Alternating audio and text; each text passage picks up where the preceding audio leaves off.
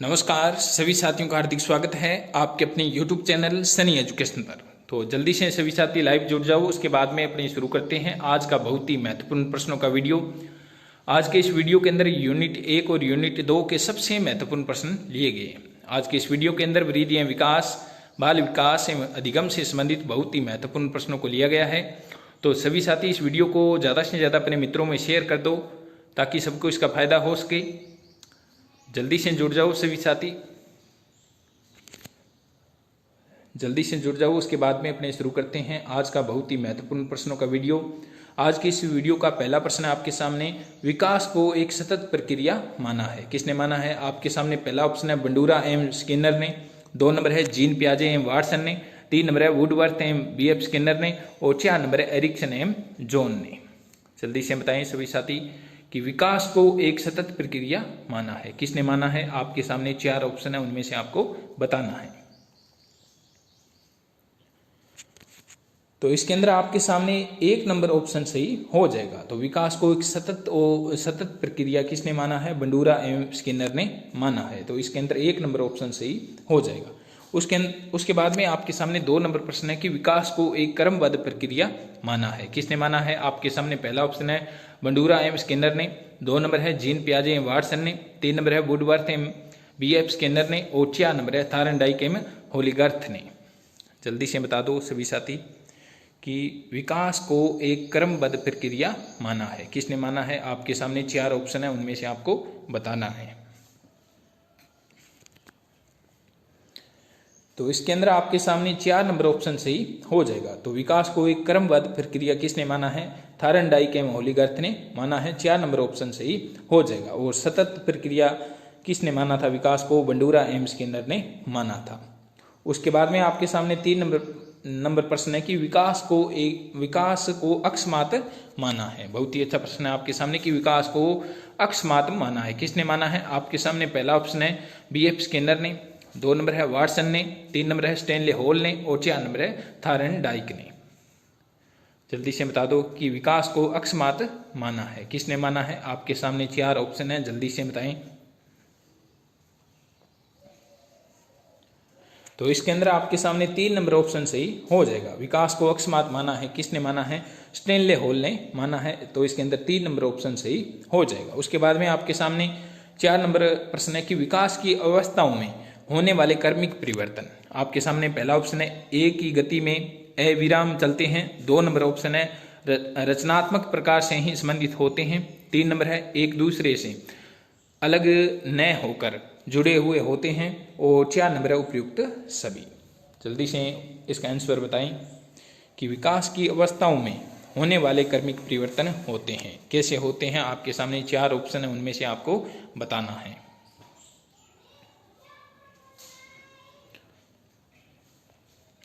तो इसके अंदर आपके सामने 4 नंबर ऑप्शन सही हो जाएगा। तो विकास की अवस्थाओं में होने वाले क्रमिक परिवर्तन कैसे होते हैं? एक ही गति में अविराम चलते हैं। उसके बाद में 2 नंबर ऑप्शन दे रखा है रचनात्मक प्रकार से संबंधित होते हैं, 3 नंबर है कि एक दूसरे से अलग न होकर जुड़े हुए होते हैं। तो 4 नंबर ऑप्शन सही हो जाएगा।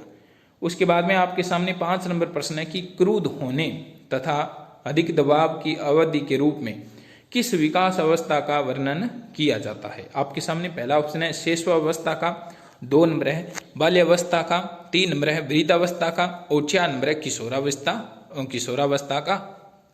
जल्दी से बताएं कि क्रुद्ध होने तथा अधिक दबाव की अवधि के रूप में किस विकास अवस्था का, यहाँ पे अवस्था है, अवस्था का वर्णन किया जाता है। आपके सामने 4 ऑप्शन है, उनमें से आपको बताना है। तो इसके अंदर आपके सामने 4 नंबर ऑप्शन सही हो जाएगा। क्रुद्ध होने तथा अधिक दबाव की अवधि के रूप में किस विकास की अवस्था का वर्णन किया जाता है? किशोरावस्था का किया जाता है। 4 नंबर ऑप्शन सही हो जाएगा। उसके बाद में आपके सामने 6 नंबर प्रश्न है कि सर्वप्रथम संज्ञानात्मक विकास का क्रमबद्ध और वैज्ञानिक अध्ययन करने वाले मनोवैज्ञानिक थे। बहुत ही अच्छा प्रश्न है आपके सामने कि सर्वप्रथम संज्ञानात्मक विकास का क्रमबद्ध और वैज्ञानिक अध्ययन करने वाले मनोवैज्ञानिक थे। आपके सामने पहला ऑप्शन है जीन पियाजे, 2 नंबर है एरिक्सन, 3 नंबर है अल्फ्रेड वीने और 4 नंबर है अल्बर्ट बंडूरा।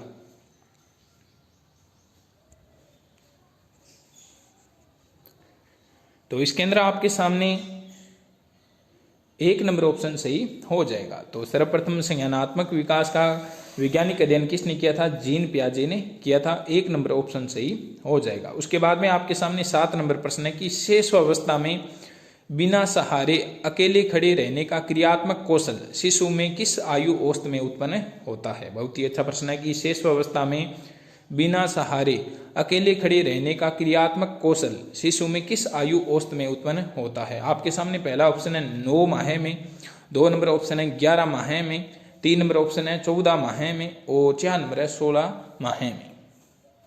जल्दी से बताएं सभी साथी कि शेष अवस्था में बिना सहारे अकेले खड़े रहने का क्रियात्मक कौशल शिशु में किस आयु औसत में उत्पन्न होता है?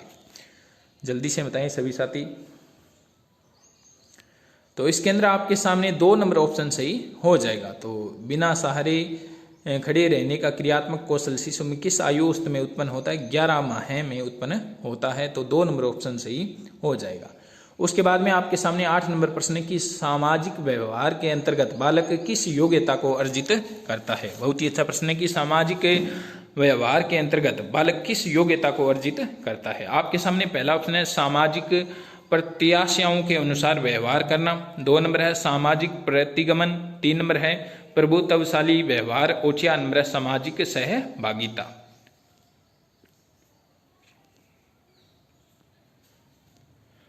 जल्दी से बता दो सभी साथी इसका आंसर क्या होगा। तो इसके अंदर आपके सामने 1 नंबर ऑप्शन सही हो जाएगा। सामाजिक व्यवहार के अंतर्गत बालक किस योग्यता को अर्जित करता है? वह क्या होता है? समाज की प्रत्याशाओं के अनुसार व्यवहार करना सीख जाता है। तो 1 नंबर ऑप्शन सही हो जाएगा। उसके बाद में आपके सामने 9 नंबर प्रश्न है, बहुत ही महत्वपूर्ण प्रश्न है आपके सामने कि सुझाव ग्रहणशीलता किस अवस्था में सर्वाधिक पाई जाती है? बहुत ही अच्छा प्रश्न है आपके सामने कि सुझाव ग्रहणशीलता किस अवस्था में सर्वाधिक पाई जाती है? आपके सामने पहला ऑप्शन है उत्तर बाल्यावस्था में, 2 नंबर है पूर्व बाल्यावस्था में, 3 नंबर ऑप्शन है आपके सामने उत्तर किशोरावस्था में और 4 नंबर है पूर्व किशोरावस्था में। जल्दी से बताएं सभी साथी इसका आंसर क्या होगा कि सुझाव ग्रहणशीलता किस अवस्था में सर्वाधिक पाई जाती है? जल्दी से बता दो सभी साथी इसका आंसर क्या होगा। बहुत ही महत्वपूर्ण प्रश्न है आपके सामने। तो इसके अंदर आपके सामने 1 नंबर ऑप्शन सही हो जाएगा। तो सुझाव ग्रहणशीलता किस अवस्था के अंदर सर्वाधिक पाई जाती है? तो उत्तर बाल्यावस्था के अंदर सर्वाधिक पाई जाती है। तो इसके अंदर 1 नंबर ऑप्शन सही हो जाएगा। उसके बाद में आपके सामने 10 नंबर प्रश्न है कि जब बालकों का आत्मविश्वास या आत्मसम्मान किसी बाह्य उद्दीपक द्वारा कम होता है तब बालकों में कौन सा संवेग उत्पन्न होता है? बहुत ही अच्छा प्रश्न है आपके सामने कि जब बालकों का आत्मविश्वास या आत्मसम्मान किसी बाह्य उद्दीपक द्वारा कम होता है तब बालकों में कौन सा संवेग उत्पन्न होता है? आपके सामने पहला ऑप्शन है क्रोध, 2 नंबर है चिंता, 3 नंबर है परेशानी और 4 नंबर है शर्मिलापन। जल्दी से बता दो सभी साथी इसका आंसर क्या होगा। तो इसके अंदर आपके सामने 2 नंबर ऑप्शन सही हो जाएगा। जब बालकों का आत्मविश्वास या आत्मसम्मान किसी बाह्य उद्दीपक द्वारा कम होता है तब बालकों के अंदर चिंता का संवेग उत्पन्न हो जाता है। तो 2 नंबर ऑप्शन सही हो जाएगा।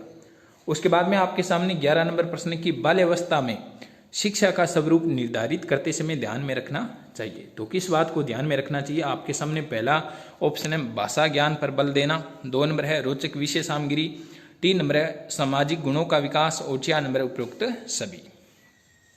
जल्दी से बताएं कि बाल्यावस्था के अंदर जब शिक्षा का स्वरूप निर्धारित करते हैं तो उस समय किस बात पर विशेष बल देना चाहिए?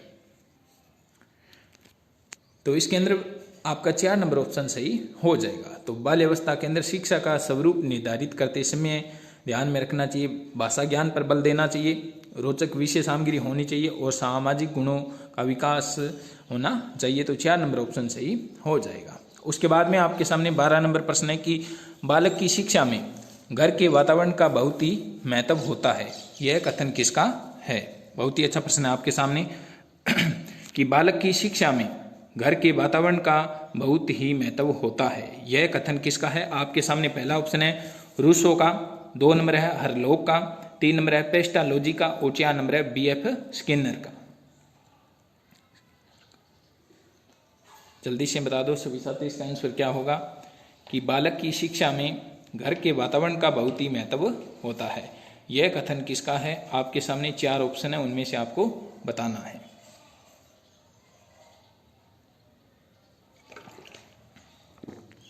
तो इसके अंदर आपके सामने 3 नंबर ऑप्शन सही हो जाएगा। तो यह कथन किसका है? पेस्टालोजी का कथन है, तो 3 नंबर ऑप्शन सही हो जाएगा। उसके बाद में आपके सामने 13 नंबर प्रश्न है कि किशोरावस्था में पूर्ण होता है। आपके सामने पहला ऑप्शन है सिर का विकास, 2 नंबर है धड़ का विकास, 3 नंबर है यौनांगों का विकास और 4 नंबर है गति का विकास। जल्दी से बताएं कि किशोरावस्था में पूर्ण होता है। आपके सामने 4 ऑप्शन है, उनमें से आपको बताना है। जल्दी से बता दें सभी साथी, इसका आंसर क्या होगा कि किशोरावस्था में पूर्ण होता है। आपके सामने 4 ऑप्शन है, उनमें से बताना है। तो इसके अंदर आपके सामने 3 नंबर ऑप्शन से सही हो जाएगा। तो किशोरावस्था में पूर्ण होता है, यौनांगों का विकास पूर्ण हो जाता है। तो इसके अंदर 3 नंबर ऑप्शन सही हो जाएगा। उसके बाद में आपके सामने 14 नंबर प्रश्न की आत्म केंद्रित निर्णय, बहुत ही अच्छा प्रश्न की आत्म केंद्रित निर्णय कोहेल वर्ग के अनुसार नैतिक विकास के किस स्तर से संबंधित है? बहुत ही अच्छा प्रश्न कि आत्म केंद्रित निर्णय कोहेल वर्ग के अनुसार नैतिक विकास के किस स्तर से संबंधित है? आपके सामने पहला ऑप्शन है पूर्व परंपरागत, 2 नंबर है परंपरागत, 3 नंबर है उत्तर परंपरागत और 4 नंबर है उपरोक्त सभी। जल्दी से बता दो सभी साथी। आत्म केंद्रित निर्णय कोहेल वर्ग के अनुसार नैतिक विकास के किस स्तर से संबंधित है? तो इसके अंदर आपके सामने 3 नंबर ऑप्शन सही हो जाएगा। यह निर्णय किस स्तर से संबंधित है? उत्तर परंपरागत स्तर से संबंधित है, तो 3 नंबर ऑप्शन सही हो जाएगा। उसके बाद में आपके सामने 15 नंबर प्रश्न है सिगमंड फ्राइड ने व्यक्तित्व विकास की कितनी अवस्थाएं बताई है? बहुत ही अच्छा प्रश्न है आपके सामने कि सिगमंड फ्राइड ने व्यक्तित्व विकास की कितनी अवस्थाएं बताई है। आपके सामने पहला ऑप्शन है 2 नंबर ऑप्शन है 3 नंबर ऑप्शन है 4 और 4 नंबर ऑप्शन है 5। जल्दी से बताएं सभी साथी, इसका आंसर क्या होगा? तो इसके अंदर आपके सामने 4 नंबर ऑप्शन सही हो जाएगा। सिगमंड फ्राइड ने व्यक्तित्व विकास की 5 अवस्थाएं बताई है, 4 नंबर ऑप्शन सही हो जाएगा। उसके बाद में आपके सामने 16 नंबर प्रश्न है कि एक बालक चंद्रमा को रात्रि में चलता देखकर बोलता है वह मेरी तरफ आ रहा है। जो जीन पियाजे द्वारा बताई गई संज्ञानात्मक विकास की अवस्थाओं में बालक कौन सी अवस्था में विचरणशील है? बहुत ही अच्छा प्रश्न है कि एक बालक चंद्रमा को रात्रि में चलता देखकर बोलता है वह मेरी तरफ आ रहा है। तो जीन पियाजे द्वारा बताई गई संज्ञानात्मक विकास की अवस्थाओं में बालक कौन सी अवस्था में विचरणशील है? आपके सामने पहला ऑप्शन है 1 नंबर ऑप्शन है आपके संवेदी पेशीय अवस्था, 2 नंबर है पूर्व समक्रियात्मक अवस्था, 3 नंबर है स्थूल समक्रियात्मक अवस्था और 4 नंबर है औपचारिक समक्रियात्मक अवस्था।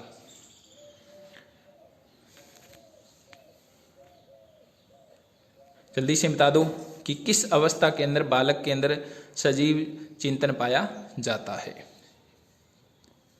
तो इसके अंदर आपके सामने 2 नंबर ऑप्शन सही हो जाएगा। पूर्व समक्रियात्मक अवस्था के अंदर बालक विचरणशील है, जो निर्जीव को सजीव समझता है।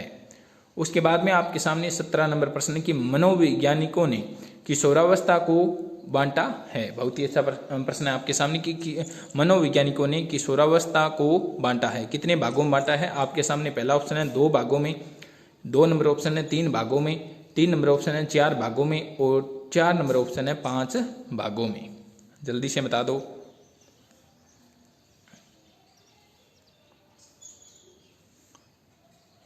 तो इसके अंदर आपके सामने 1 नंबर ऑप्शन सही हो जाएगा। तो मनोवैज्ञानिकों ने किशोरावस्था को 2 भागों में बांटा है, पूर्व किशोरावस्था और उत्तर किशोरावस्था, तो 2 भागों में बांटा है। 1 नंबर ऑप्शन सही हो जाएगा। उसके बाद में आपके सामने 18 नंबर प्रश्न की विकासात्मक मनोविज्ञान का उदय किस रूप में हुआ है? बहुत ही अच्छा प्रश्न है कि विकासात्मक मनोविज्ञान का उदय किस रूप में हुआ है? आपके सामने पहला ऑप्शन है विकासात्मक मनोविज्ञान के रूप में, 2 नंबर है मानव शास्त्र के रूप में, 3 नंबर है बाल मनोविज्ञान के रूप में और 4 नंबर है बाल विकास के रूप में। जल्दी से बताएं सभी साथी, इसका आंसर क्या होगा? तो इसके अंदर आपके सामने 3 नंबर ऑप्शन सही हो जाएगा। विकासात्मक मनोविज्ञान का उदय किस रूप में हुआ है? तो बाल मनोविज्ञान के रूप में हुआ है। तो इसके अंदर 3 नंबर ऑप्शन सही हो जाएगा। उसके बाद में आपके सामने 19 नंबर प्रश्न है कि विकासात्मक मनोविज्ञान में किसका अध्ययन किया जाता है? बहुत ही अच्छा प्रश्न है। प्राणी 1 नंबर ऑप्शन है प्राणी में विकास का, 2 नंबर है रचनात्मक परिवर्तनों का, 3 नंबर है मानव विकास व ह्रास का और 4 नंबर है विवृद्धि का। जल्दी से बताएं कि विकासात्मक मनोविज्ञान में किसका अध्ययन किया जाता है?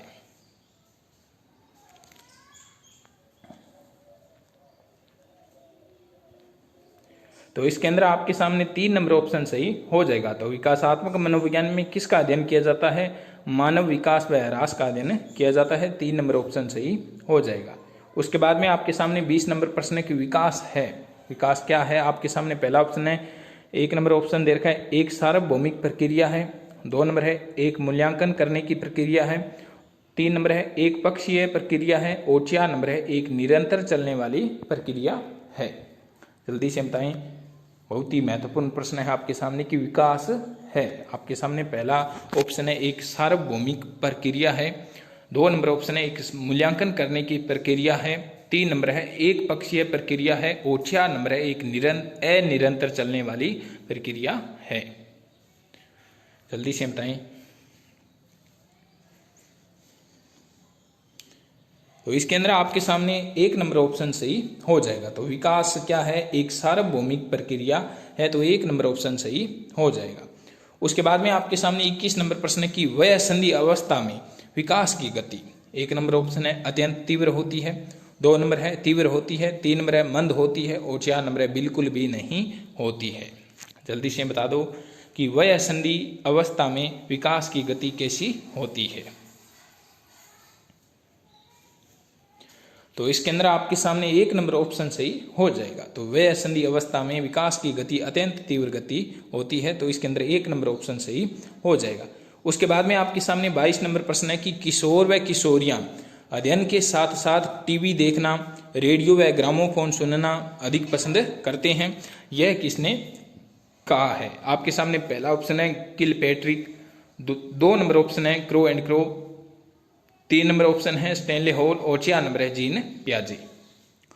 जल्दी से बताएं कि किशोर व किशोरियां अध्ययन के साथ साथ टीवी देखना, रेडियो व ग्रामोफोन सुनना पसंद करते हैं। यह किसने कहा है? जल्दी से बताएं। सभी साथी लाइव टेस्ट के अंदर रोजाना भाग लें, जरूर लाइव टेस्ट करें ताकि आपको अपनी तैयारी का पता चल सकेगा। तो इसके अंदर आपके सामने 3 नंबर ऑप्शन सही हो जाएगा। तो यह किसने कहा है? स्टैनले हॉल ने कहा है। तो इसके अंदर आपके सामने 3 नंबर ऑप्शन सही हो जाएगा। तो नहीं, इसके अंदर 3 नंबर नहीं होगा भाई, इसके अंदर 4 नंबर ऑप्शन सही हो जाएगा। जीन पियाजे सही होगा। तो किशोर व किशोरियां अध्ययन के साथ साथ टीवी देखना, रेडियो व ग्रामोफोन सुनना अधिक पसंद करते हैं। यह किसने कहा है? तो यह जीन पियाजे ने कहा है। तो 4 नंबर ऑप्शन सही हो जाएगा। उसके बाद में आपके सामने 23 नंबर प्रश्न है कि किशोरावस्था के आगमन का मुख्य लक्षण संवेगात्मक विकास में तीव्र परिवर्तन होना है। यह कथन किसका है? आपके सामने पहला ऑप्शन है कोल व ब्रूस का, 2 नंबर है BF स्किनर का, 3 नंबर है मेस्लो का और 4 नंबर है क्रो एंड क्रो का। जल्दी से बताएं कि किशोरावस्था के आगमन का मुख्य लक्षण है संवेगात्मक विकास में तीव्र परिवर्तन होना। यह कथन किसका है? आपके सामने 4 ऑप्शन है, जल्दी से बता दो। बहुत ही महत्वपूर्ण प्रश्न है आपके सामने।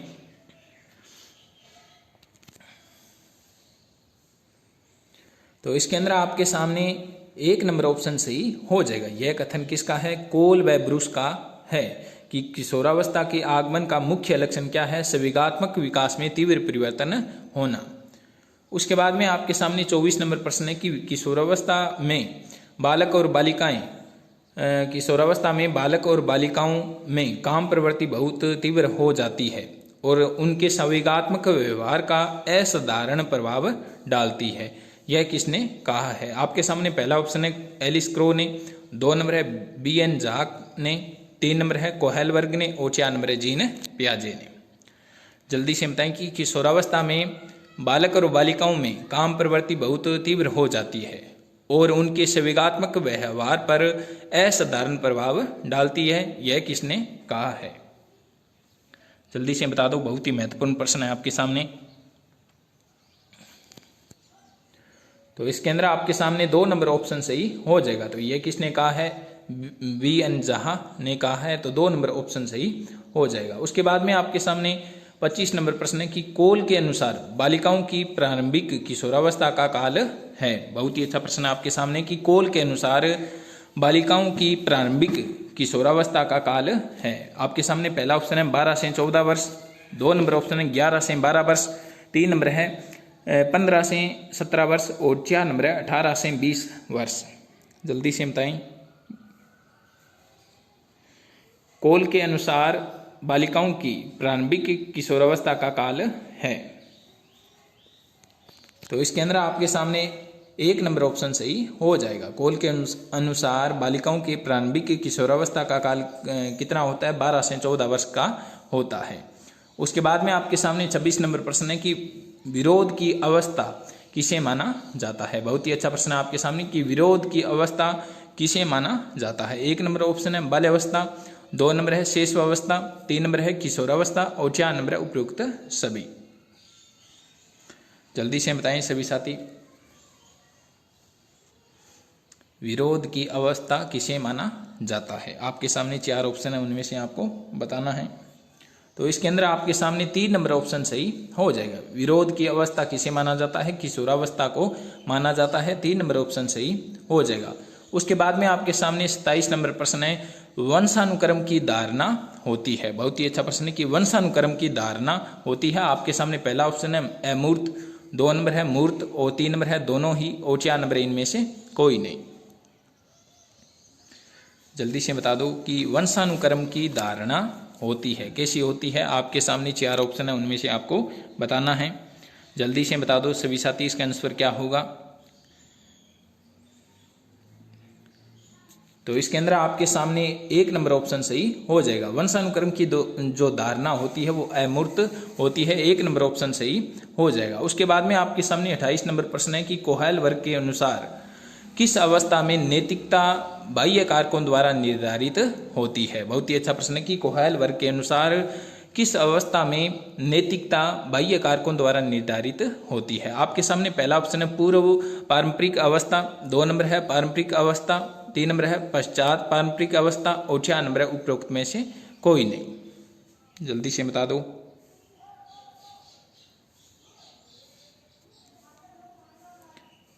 तो इसके अंदर आपके सामने 1 नंबर ऑप्शन सही हो जाएगा। कोहेल वर्ग के अनुसार किस अवस्था में नैतिकता बाह्य कारकों द्वारा निर्धारित होती है, तो इसके अंदर 1 नंबर ऑप्शन सही हो जाएगा। नैतिकता बाह्य कारकों द्वारा निर्धारित किस अवस्था में होती है? पूर्व पारंपरिक अवस्था के अंदर होती है। उसके बाद में आपके सामने 29 नंबर प्रश्न है कि सामूहिक व्यवहार को बालक प्रथम रूप में सीखता है। बहुत ही अच्छा प्रश्न कि सामूहिक व्यवहार को बालक प्रथम रूप में सीखता है। किस अवस्था के अंदर सीखता है? आपके सामने पहला ऑप्शन है शैशवावस्था के अंत में, 2 नंबर है बाल्यावस्था के प्रारंभ में, 3 नंबर है बाल्यावस्था के अंत में और 4 नंबर है किशोरावस्था के प्रारंभ में। जल्दी से बताएं सभी साथी, सामूहिक व्यवहार को बालक प्रथम रूप में सीखता है।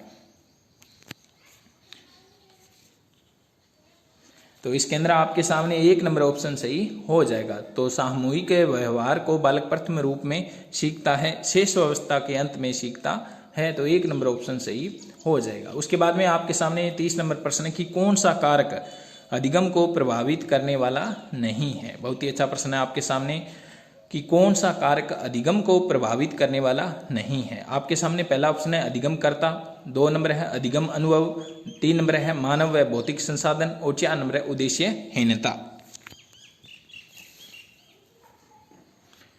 जल्दी से बताएं सभी साथी, इसका आंसर क्या होगा? तो इसके अंदर आपके सामने 4 नंबर ऑप्शन सही हो जाएगा। कौन सा कारक अधिगम को प्रभावित करने वाला नहीं है? तो उद्देश्यहीनता अधिगम को प्रभावित नहीं करता है। उसके बाद में आपके सामने 31 नंबर प्रश्न की क्रियात्मक प्रतिबद्धता सिद्धांत प्रक्रिया में मुख्य कार्य निम्न में से कौन सा है। बहुत ही अच्छा प्रश्न है कि क्रियात्मक प्रतिबद्धता सिद्धांत प्रक्रिया में मुख्य कार्य निम्न में से कौन सा है। आपके सामने पहला ऑप्शन है आकृतिकरण, 2 नंबर है पुनर्बलन, 3 नंबर है बाह्य गमन और 4 नंबर है यहाँ पे है बहिर्गमन। बहिर्गमन और 4 नंबर है स्वतः आपूर्ति। आपके सामने प्रश्न है कि कार्यात्मक प्रतिबद्धता सिद्धांत प्रक्रिया में मुख्य कार्य निम्न में से कौन सा है। तो इसके अंदर आपके सामने 2 नंबर ऑप्शन सही हो जाएगा। तो कार्यात्मक प्रतिबद्धता सिद्धांत प्रक्रिया के अंदर मुख्य कार्य क्या है निम्न में से, तो पुनर्बलन का मुख्य कार्य है, तो 2 नंबर ऑप्शन सही हो जाएगा। उसके बाद में आपके सामने 32 नंबर प्रश्न है कि कौन सा कारक अधिगमकर्ता की आकांक्षाओं स्तर से प्रत्यक्ष रूप से संबंधित होता है। बहुत ही अच्छा प्रश्न है कि कौन सा कारक अधिगमकर्ता की आकांक्षा स्तर से प्रत्यक्ष रूप से संबंधित होता है। आपके सामने पहला ऑप्शन है अभिक्षमता, 2 नंबर है अभिवृत्ति, 3 नंबर है अभिरुचि, 3 नंबर है आंतरिक, 4 नंबर है आंतरिक अभिप्रेरणा। जल्दी से बताएं कौन सा कारक अधिगमकर्ता की आकांक्षा स्तर से प्रत्यक्ष रूप से संबंधित होता है। आपके सामने 4 ऑप्शन है, उनमें से बताना है। तो इसके अंदर आपके सामने 4 नंबर ऑप्शन सही हो जाएगा। तो आंतरिक अभिप्रेरणा संबंधित है, तो इसके अंदर 4 नंबर ऑप्शन सही हो जाएगा। उसके बाद में आपके सामने 33 नंबर प्रश्न है कि कौन सा अधिगम के निर्मितकरण का सिद्धांत नहीं है। बहुत ही अच्छा प्रश्न है कि कौन सा अधिगम के निर्मितकरण का सिद्धांत नहीं है। आपके सामने 1 नंबर ऑप्शन है अधिगम संदर्भित है, उसके बाद 2 नंबर है अधिगम तात्कालिक है, 3 नंबर है अधिगम सामाजिक क्रिया है और 4 नंबर है अधिगम एक सक्रिय क्रिया है। जल्दी से बताएं कि कौन सा अधिगम के निर्मितकरण का सिद्धांत नहीं है।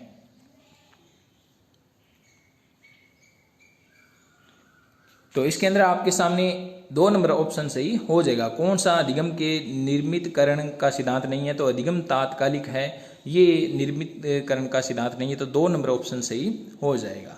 उसके बाद में आपके सामने 34 नंबर प्रश्न है कि कौन सी मुख्य क्रिया अधिगम के संज्ञानात्मक सिद्धांत का गुण है। बहुत ही अच्छा प्रश्न है कि कौन सी मुख्य क्रिया अधिगम के संज्ञानात्मक सिद्धांत का गुण है। आपके सामने पहला ऑप्शन है पुण्य स्मरण और अधिगम, 2 नंबर है चिंतन और अधिगम, 3 नंबर है ग्रहण करना और अधिगम और 4 नंबर है अनुकूलन और अधिगम। जल्दी से बताएं।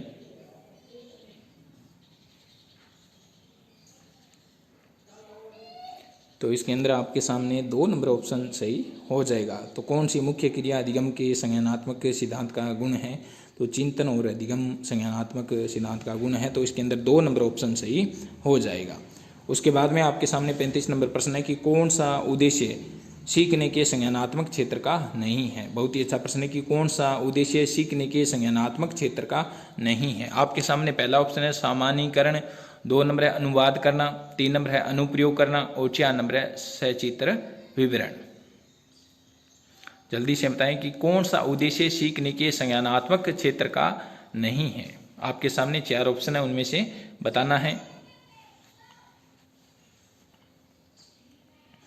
कौन सा उद्देश्य सीखने के संज्ञानात्मक क्षेत्र का नहीं है। तो इसके अंदर आपके सामने 4 नंबर ऑप्शन सही हो जाएगा। सचित्र विवरण संज्ञानात्मक क्षेत्र का कार्य नहीं है या उद्देश्य नहीं है।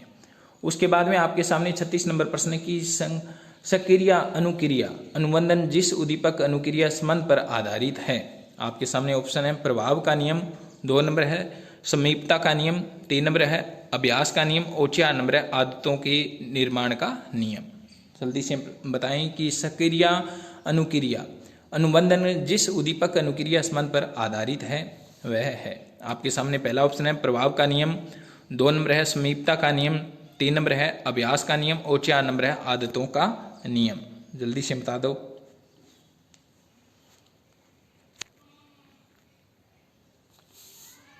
तो इसके अंदर आपके सामने 1 नंबर ऑप्शन सही हो जाएगा। सक्रिया अनुक्रिया अनुबंधन जिस उद्दीपक अनुक्रिया संबंध पर आधारित है वह क्या है, प्रभाव के नियम पर आधारित है, तो 1 नंबर ऑप्शन सही हो जाएगा। उसके बाद में आपके सामने 37 नंबर प्रश्न की विलुप्त होना परिणाम है। बहुत ही अच्छा प्रश्न है कि विलुप्त होना परिणाम है। आपके सामने पहला ऑप्शन है अवरोध, 2 नंबर है पुनर्बलन अभाव, 3 नंबर है तनाव और 4 नंबर है दमन। जल्दी से बता दो। तो इसके अंदर आपके सामने 2 नंबर ऑप्शन सही हो जाएगा। विलुप्त होना परिणाम है पुनर्बलन का अभाव होने पर विलुप्त होने का हो जाएगी कोई भी प्रक्रिया, तो इसके अंदर 2 नंबर ऑप्शन सही हो जाएगा। उसके बाद में आपके सामने 38 नंबर प्रश्न की शिक्षा मनोविज्ञान में सीखना लक्ष्य तक पहुंचने के उपायों को निश्चित करना है, यह अधिगम की जिस श्रेणी में आता है वह है। बहुत ही अच्छा प्रश्न है कि शिक्षा मनोविज्ञान में सीखना लक्ष्य तक पहुंचने के उपायों को निश्चित करना है, यह अधिगम की जिस श्रेणी में आता है वह है। बहुत ही महत्वपूर्ण प्रश्न है। आपके सामने पहला ऑप्शन है अधिगम प्रक्रिया, 2 नंबर है अधिगम की विशेषताएं, 3 नंबर है अधिगम के नियम और 4 नंबर है अधिगम की सिद्धांत। जल्दी से बता दो। आज के इस वीडियो के अंदर बहुत ही महत्वपूर्ण प्रश्नों को लिया गया है, तो सभी साथी वीडियो के लिंक को ज़्यादा से ज़्यादा अपने मित्रों में शेयर करें, वीडियो को लाइक करें, ज़्यादा से ज़्यादा वीडियो को देखें। शिक्षा मनोविज्ञान में सीखना लक्ष्य तक पहुंचने के उपायों को निश्चित करना है, यह अधिगम की जिस श्रेणी में आता है वह है। तो इसके अंदर आपके सामने 1 नंबर ऑप्शन सही हो जाएगा। यह क्या है? अधिगम प्रक्रिया का भाग है, तो 1 नंबर ऑप्शन सही हो जाएगा। उसके बाद में आपके सामने 39 नंबर प्रश्न की उत्तेजक तथा अनुक्रिया के मध्य सीखने की प्रक्रिया को प्रभावित करने वाला तत्व है। बहुत ही अच्छा प्रश्न है आपके सामने कि उत्तेजक तथा अनुक्रिया के मध्य सीखने की प्रक्रिया को प्रभावित करने वाला तत्व है। आपके सामने पहला ऑप्शन है व्यक्ति की वैयक्तिक इच्छाएं, 2 नंबर है व्यक्ति की इच्छाएं एवं भावनाएं, 3 नंबर है व्यक्ति की भावनाएं तथा क्षमता, 4 नंबर है उपरोक्त सभी। जल्दी से बता दो। उत्तेजक तथा अनुक्रिया के मध्य सीखने की प्रक्रिया को प्रभावित करने वाला तत्व है, तो इसके अंदर आपके सामने 4 नंबर ऑप्शन सही हो जाएगा। तो उत्तेजक तथा अनुक्रिया के मध्य सीखने की प्रक्रिया को प्रभावित करने वाला तत्व क्या है? 1 नंबर जो ऑप्शन दे रखा है वही सही होगा कि व्यक्ति की वैयक्तिक इच्छाएं भी प्रभावित करती है। उसके बाद में व्यक्ति की इच्छाएं एवं भावना भी प्रभावित करती है। व्यक्ति की भावनाएं एवं इच्छा जो क्षमता होती है वो भी प्रभावित करती है, तो 4 नंबर ऑप्शन सही हो जाएगा। उसके बाद में आपके सामने 40 नंबर प्रश्न है कि हम अधिगम का अनुभव नहीं कर सकते, हम केवल यह देख सकते हैं कि वह निरंतर सफलतापूर्वक आगे बढ़ता है, इसका तात्पर्य है। बहुत ही अच्छा प्रश्न आपके सामने कि हम अधिगम का अनुभव नहीं कर सकते, हम केवल यह देख सकते हैं कि वह निरंतर सफलतापूर्वक आगे बढ़ता है, इसका तात्पर्य है। आपके सामने पहला ऑप्शन है अधिगम समायोजन है, 2 नंबर है प्रत्येक सजीव एक अधिगम है, 3 नंबर है अधिगम अभ्यास का परिणाम है और 4 नंबर है अधिगम का प्रत्यक्ष निरीक्षण नहीं हो सकता। जल्दी से बताएं।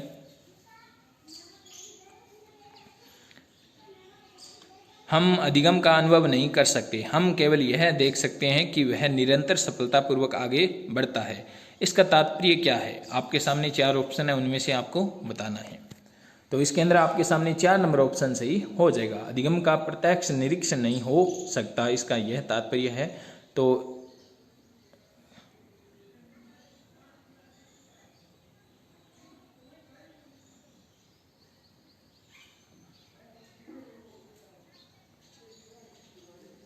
उसके बाद में आपके सामने 41 नंबर प्रश्न है कि अधिगम जिसके बिना संभव नहीं है वह है। आपके सामने पहला ऑप्शन है प्रेरणा, 2 नंबर है शिक्षक, 3 नंबर है पाठ्य पुस्तक और 4 नंबर है निर्देशन।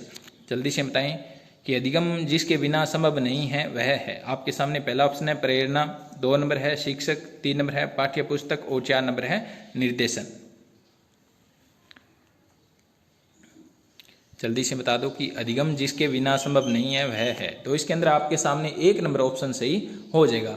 अधिगम जिसके बिना संभव नहीं है वह क्या है? प्रेरणा है, जिसके बिना संभव नहीं है, तो 1 नंबर ऑप्शन सही हो जाएगा।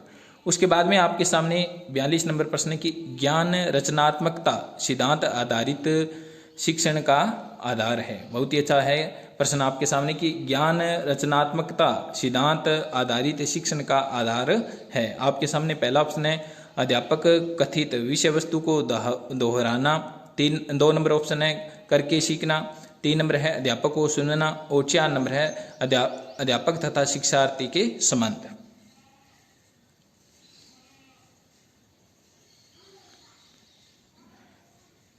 ज्ञान रचनात्मकता सिद्धांत आधारित शिक्षण का आधार है। आपके सामने 4 ऑप्शन है, उनमें से आपको बताना है।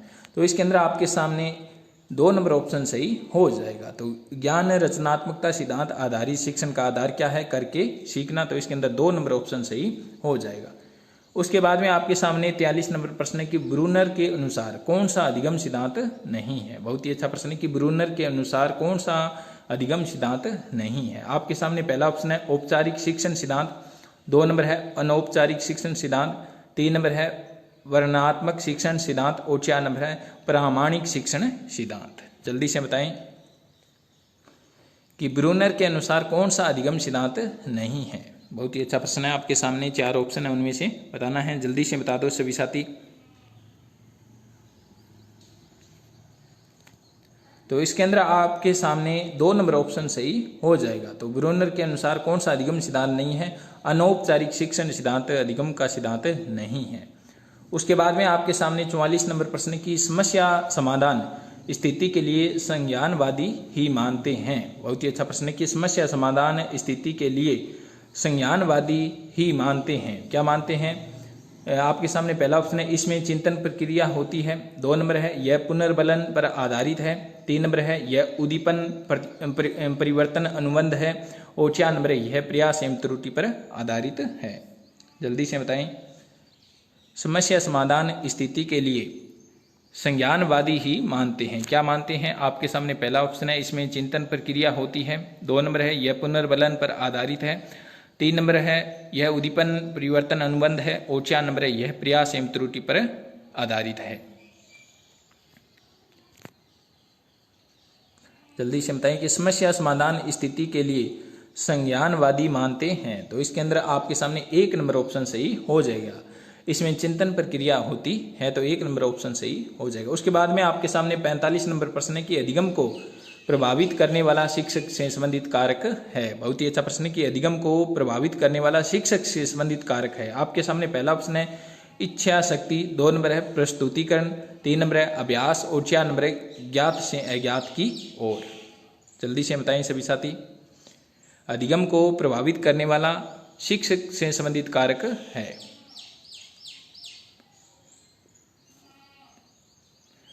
तो इसके अंदर आपके सामने 2 नंबर ऑप्शन सही हो जाएगा। अधिगम को प्रभावित करने वाला शिक्षक से संबंधित कार्य क्या है? प्रस्तुतिकरण है, तो 2 नंबर ऑप्शन सही हो जाएगा।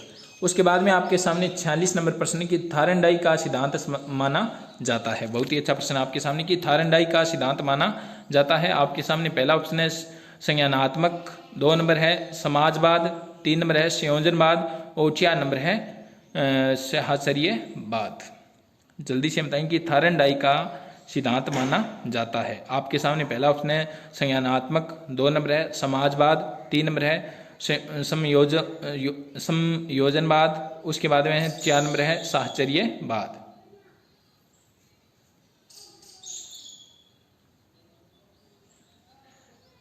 तो इसके अंदर आपके सामने 3 नंबर ऑप्शन सही हो जाएगा। तो थारनडाई का सिद्धांत माना जाता है, संयोजनवाद माना जाता है, तो इसके अंदर आपके सामने 3 नंबर ऑप्शन सही हो जाएगा। उसके बाद में आपके सामने 47 नंबर प्रश्न की कौन सा कथन सही नहीं है। आपके सामने पहला ऑप्शन है अधिगम समायोजन है, 2 नंबर ऑप्शन है आपके सामने अधिगम सार्वभौमिक है, 3 नंबर है अधिगम हमेशा प्रेक्षणीय होता है और 4 नंबर है अधिगम का परिणाम व्यवहार परिवर्तन होता है। जल्दी से बताएं कि कौन सा कथन सही नहीं है। आपके सामने 4 ऑप्शन है। पहला ऑप्शन है अधिगम समायोजन है, 2 नंबर है अधिगम सार्वभौमिक है, 3 नंबर है अधिगम हमेशा प्रेक्षणीय होता है और 4 नंबर है अधिगम का परिणाम व्यवहार परिवर्तन होता है। तो इसके अंदर आपके सामने 3 नंबर ऑप्शन सही हो जाएगा। अधिगम हमेशा प्रेक्षणीय होता है, तो इसके अंदर 3 नंबर ऑप्शन सही हो जाएगा। उसके बाद में आपके सामने 48 नंबर प्रश्न है अधिगम के संप्रत्य निर्माण एवं समस्या समाधान जैसे घटक प्रतिपादित किए गए हैं। बहुत ही अच्छा प्रश्न है कि अधिगम के संप्रत्य निर्माण एवं समस्या समाधान जैसे घटक प्रतिपादित किए गए हैं। किसके द्वारा? आपके सामने पहला ऑप्शन है संज्ञानवादियों द्वारा, 2 नंबर है व्यवहारवादियों द्वारा, 3 नंबर है फैकल्टी मनोवैज्ञानिक द्वारा और 4 नंबर है प्रतीकवादियों द्वारा। जल्दी से बताएं कि अधिगम के संप्रत्य निर्माण एवं समस्या समाधान जैसे घटक प्रतिपादित किए गए हैं। किसके द्वारा किए गए हैं? आपके सामने 4 ऑप्शन है, उनमें से आपको बताना है। तो इसके अंदर आपके सामने 1 नंबर ऑप्शन सही हो जाएगा। अधिगम के संप्रत्य निर्माण एवं समस्या समाधान जैसे घटक प्रतिपादित किसके द्वारा किए गए हैं? संज्ञानवादियों द्वारा किए गए हैं, तो 1 नंबर ऑप्शन सही हो जाएगा। उसके बाद में आपके सामने 49 नंबर प्रश्न की अधिगम के संज्ञानात्मक क्षेत्र से संबंधित क्रिया है। आपके सामने पहला ऑप्शन है अनुभूति करना, 2 नंबर है स्पर्श करना, 3 नंबर है क्रोधित होना और 4 नंबर है कल्पना करना। अधिगम के संज्ञानात्मक क्षेत्र से संबंधित क्रिया कौन सी है आपको बताना है, जल्दी से बता दो। आपके सामने 4 ऑप्शन है, उनमें से आपको बताना है। तो इसके अंदर आपके सामने 4 नंबर ऑप्शन सही हो जाएगा। अधिगम के संज्ञानात्मक क्षेत्र से संबंधित क्रिया कौन सी है, कल्पना करना है, तो 4 नंबर ऑप्शन सही हो जाएगा। उसके बाद में 50 नंबर प्रश्न है आपके सामने, निर्मित बाद के अनुसार एक अध्यापक को मुख्य भूमिका निभानी चाहिए, किस रूप में निभानी चाहिए। आपके सामने पहला है दार्शनिक की, 2 नंबर है मित्र की, 3 नंबर है सहजकर्ता की और 4 नंबर है अनुदेशक की। निर्मित वाद के अनुसार एक अध्यापक को मुख्य भूमिका निभानी चाहिए, किस रूप में निभानी चाहिए। आपके सामने पहला ऑप्शन है दार्शनिक की, 2 नंबर है मित्र की, 3 नंबर है सहजकर्ता की और 4 नंबर है अनुदेशक की। तो इसके अंदर आपके सामने 3 नंबर ऑप्शन सही हो जाएगा। निर्मित वाद के अनुसार एक अध्यापक को मुख्य भूमिका निभानी चाहिए, सहजकर्ता के रूप में भूमिका निभानी चाहिए। उसके बाद में 51 नंबर प्रश्न है आपके सामने, अभ्यास के नियम द्वारा छात्रों में विकसित होता है, क्या होता है। आपके सामने पहला ऑप्शन है समस्या समाधान क्षमता, 2 नंबर है कुशलता का विकास, 3 नंबर है बुद्धि और 4 नंबर है अंतर्दृष्टि। जल्दी से बताएं कि अभ्यास के नियम द्वारा छात्रों में विकसित होता है। आपके सामने पहला ऑप्शन है समस्या समाधान क्षमता, 2 नंबर है कुशलता का विकास, 3 नंबर है बुद्धि और 4 नंबर है अंतर्दृष्टि। तो इसके अंदर आपके सामने 2 नंबर ऑप्शन सही हो जाएगा। अभ्यास के नियम द्वारा छात्रों में कुशलता का विकास होता है, तो इसके अंदर 2 नंबर ऑप्शन सही हो जाएगा। उसके बाद में आपके सामने 52 नंबर प्रश्न है कि छात्रों में सीखने की योग्यता निर्भर करती है। आपके सामने पहला ऑप्शन है सामाजिकता पर, 2 नंबर है संस्कृति पर, 3 नंबर है परिवार पर और 4 नंबर है व्यक्तिगत विभिन्नता पर। जल्दी से बताएं कि छात्रों में सीखने की योग्यता निर्भर करती है, किस पे करती है। आपके सामने 4 ऑप्शन है, उनमें से आपको बताना है। छात्रों में सीखने की योग्यता निर्भर करती है, किस पे करती है। आपके सामने 4 ऑप्शन है, उनमें से बताना है।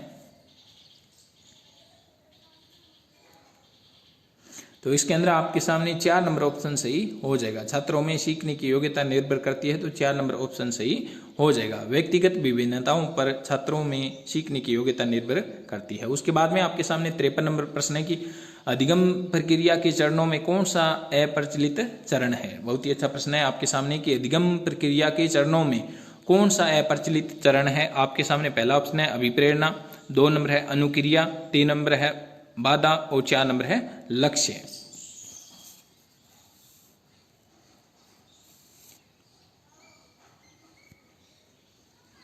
जल्दी से बताएं।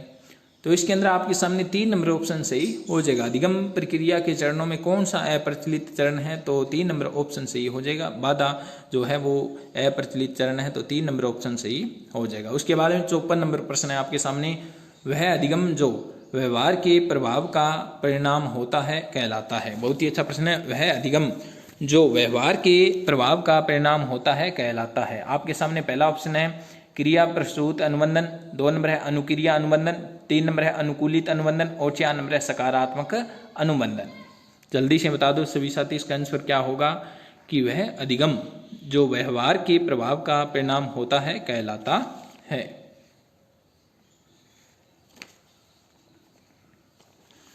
तो इसके अंदर आपके सामने 1 नंबर ऑप्शन सही हो जाएगा। वह प्रभाव का परिणाम होता है, व्यवहार के प्रभाव का परिणाम होता है, वह अधिगम क्या कहलाता है, क्रिया प्रसूत अनुबंधन कहलाता है। तो 1 नंबर ऑप्शन सही हो जाएगा। उसके बाद में आपके सामने 55 नंबर प्रश्न है कि कौन सी अधिगम की आधारभूत शर्त नहीं है। बहुत ही अच्छा प्रश्न है कि कौन सी अधिगम की आधारभूत शर्त नहीं है। आपके सामने पहला ऑप्शन है संलग्नता, 2 नंबर है प्रतिपादन, 3 नंबर है अभ्यास और 4 नंबर है पुनर्बलन। जल्दी से बता दो, बहुत ही महत्वपूर्ण प्रश्न है आपके सामने कि कौन सी अधिगम की आधारभूत शर्त नहीं है। आपके सामने 4 ऑप्शन है, उनमें से आपको बताना है। तो इसके अंदर आपके सामने 2 नंबर ऑप्शन सही हो जाएगा। कौन सी अधिगम की आधारभूत शर्त नहीं है, तो 2 नंबर ऑप्शन सही हो जाएगा। प्रतिपादन जो है वो अधिगम की आधारभूत शर्त नहीं है। उसके बाद में आपके सामने 56 नंबर प्रश्न है कि कौन सा कारक सीखने के अंतर्दृष्टि सिद्धांत को प्रभावित करने वाला नहीं है। बहुत ही अच्छा प्रश्न है कि कौन सा कारक सीखने के अंतर्दृष्टि सिद्धांत को प्रभावित करने वाला नहीं है। आपके सामने पहला ऑप्शन है प्रत्यक्षीकरण, 2 नंबर है बुद्धि, 3 नंबर है व्यक्तित्व और 4 नंबर है अनुभव। जल्दी से बताएं कौन सा कारक सीखने के अंतर्दृष्टि सिद्धांत को प्रभावित करने वाला नहीं है। आपके सामने 4 ऑप्शन है, उनमें से आपको बताना है, जल्दी से बता दो। तो इसके अंदर आपके सामने 3 नंबर ऑप्शन सही हो जाएगा। तो कौन सा कारक सीखने के अंतर्दृष्टि सिद्धांत को प्रभावित करने वाला नहीं है, तो व्यक्तित्व नहीं है, तो इसके अंदर 3 नंबर ऑप्शन सही हो जाएगा। उसके बाद में आपके सामने 57 नंबर प्रश्न कि संबंधवाद के सिद्धांत से कौन सा बंध संबंधित है। बहुत ही अच्छा प्रश्न है कि संबंधवाद के सिद्धांत से कौन सा संबंध संबंधित है या बंध संबंधित है। आपके सामने पहला ऑप्शन है स्थितियां व प्रत्युत्तर, 2 नंबर है उद्दीपन व प्रत्युत्तर, 3 नंबर है प्रत्युत्तर व प्रतिक्रिया और 4 नंबर ऑप्शन है उद्दीपन व प्रतिक्रिया। जल्दी से बताएं कि संबंधवाद के सिद्धांत में कौन सा बंध संबंधित है। तो इसके अंदर आपके सामने 4 नंबर ऑप्शन सही हो जाएगा। तो संबंधवाद के सिद्धांत से कौन सा बंध संबंधित है, उद्दीपन व प्रतिक्रिया संबंधित है, तो 4 नंबर ऑप्शन सही हो जाएगा। उसके बाद में आपके सामने 28 नंबर प्रश्न है कि एक शिक्षक जो शिक्षण अधिगम के प्रति निर्मितवाद उपागम अपनाता है विद्यार्थी को प्रोत्साहित करता है। आपके सामने पहला ऑप्शन है समस्या हल करने के लिए, 2 नंबर है तथ्यों को याद करने के लिए, 3 नंबर है घटनाओं को पहचानने के लिए और 4 नंबर है अन्य के साथ सहयोग देने के लिए। जल्दी से बता दो। एक शिक्षक जो शिक्षण अधिगम के प्रति निर्मितवाद उपागम अपनाता है विद्यार्थी को प्रोत्साहित करता है। तो आपके सामने 4 ऑप्शन है, जल्दी से बता दो इसका आंसर क्या होगा। तो इसके अंदर आपके सामने 4 नंबर ऑप्शन सही हो जाएगा। तो वह अन्य के साथ सहयोग देने के लिए प्रोत्साहित करता है, तो 4 नंबर ऑप्शन सही हो जाएगा। उसके बाद में आपके सामने प्रश्न है कि औपचारिक वातावरण में होने वाले अधिगम का अध्ययन किया जाता है। बहुत ही अच्छा प्रश्न है कि औपचारिक वातावरण में होने वाले अधिगम का अध्ययन किया जाता है। आपके सामने पहला ऑप्शन है मानव विज्ञान में, 2 नंबर है शिक्षा मनोविज्ञान में, 3 नंबर है नैदानिक मनोविज्ञान में और 4 नंबर है सामाजिक मनोविज्ञान में।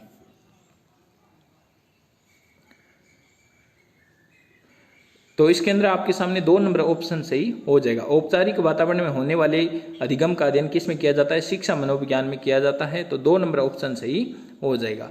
उसके बाद में आपके सामने 60 नंबर प्रश्न है किस अवस्था तक बालक की दृष्टि एवं श्रवण इंद्रियां पूर्ण विकसित हो जाती है।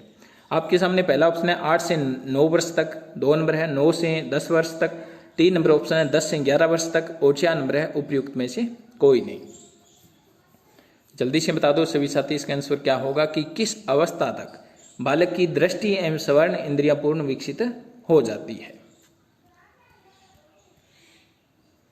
आपके सामने 4 ऑप्शन है, जल्दी से बताएं सभी साथी लाइव टेस्ट रोजाना जरूर करें ताकि आपकी तैयारी और भी मजबूत हो जाएगी। तो इसके अंदर आपके सामने 1 नंबर ऑप्शन सही हो जाएगी। किस अवस्था तक बालक की दृष्टि एवं श्रवण इंद्रिय पूर्ण विकसित हो जाती है, 8 से 9 वर्ष की आयु तक पूर्ण विकसित हो जाती है, 1 नंबर ऑप्शन सही हो जाएगा। उसके बाद में आपके सामने 61 नंबर प्रश्न है कि कामुकता के जागरण की अवस्था है। आपके सामने पहला ऑप्शन है बाल्यावस्था, 2 नंबर है शेषावस्था, 3 नंबर ऑप्शन है किशोरावस्था और 4 नंबर है उपयुक्त सभी। जल्दी से बताएं आपके सामने प्रश्न है कि कामुकता के जागरण की अवस्था है, कौन सी अवस्था के अंदर कामुकता या काम प्रवृत्ति के जागरण की अवस्था माना जाता है। आपके सामने 4 ऑप्शन है, उनमें से बताना है। कामुकता के जागरण की अवस्था किसे माना जाता है, तो इसके अंदर 3 नंबर ऑप्शन सही हो जाएगा। कामुकता के जागरण की अवस्था किशोरावस्था को माना जाता है। उसके बाद में आपके सामने 22 नंबर प्रश्न है कि गर्भस्थ शिशु में सांस लेने की प्रक्रिया किस सप्ताह में से शुरू होती है। बहुत ही अच्छा प्रश्न है कि गर्भस्थ शिशु में सांस लेने की प्रक्रिया किस सप्ताह से शुरू होती है। आपके सामने पहला ऑप्शन है 16 सप्ताह, 2 नंबर है 20 सप्ताह, 3 नंबर है 26 सप्ताह और 4 नंबर है 36 सप्ताह।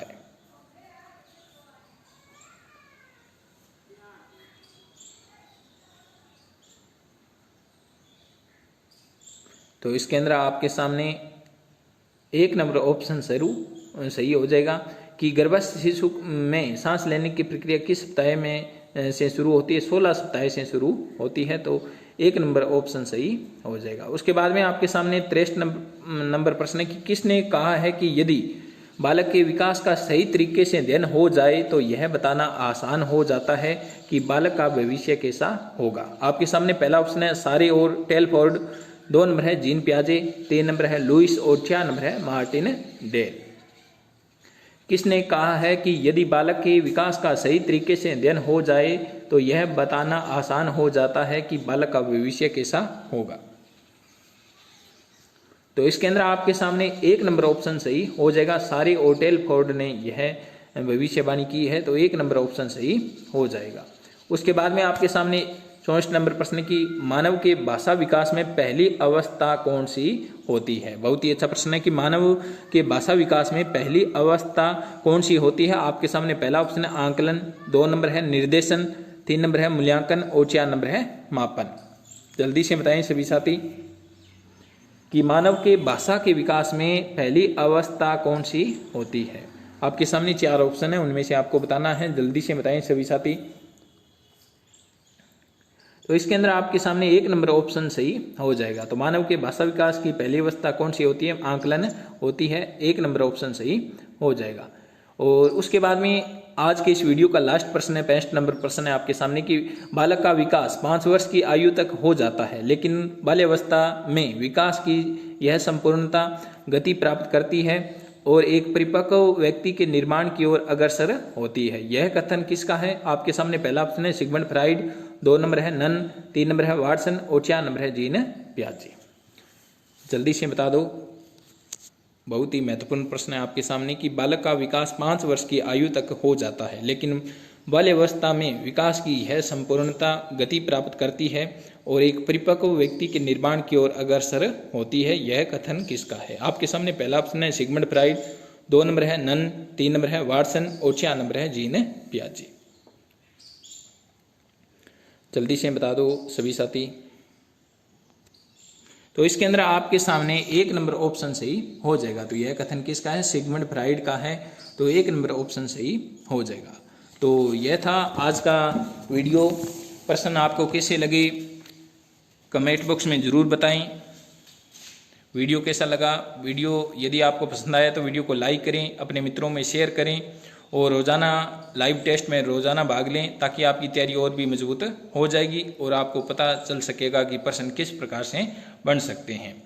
और यदि कोई साथी चैनल पर नया है तो चैनल को जरूर सब्सक्राइब करें, ताकि आगे भी आपको इस प्रकार की वीडियो मिलते रहें।